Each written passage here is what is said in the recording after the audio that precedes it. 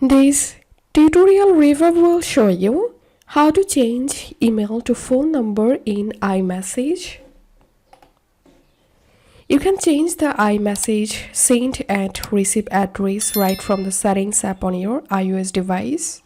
It's quick, easy, and doesn't eat up your valuable time.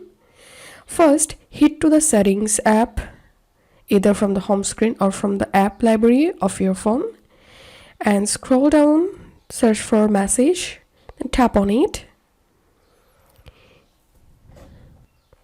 And here, make sure to enable the iMessage option and tap on send and receive. Now, locate the start new conversation from section and tap on your mobile number.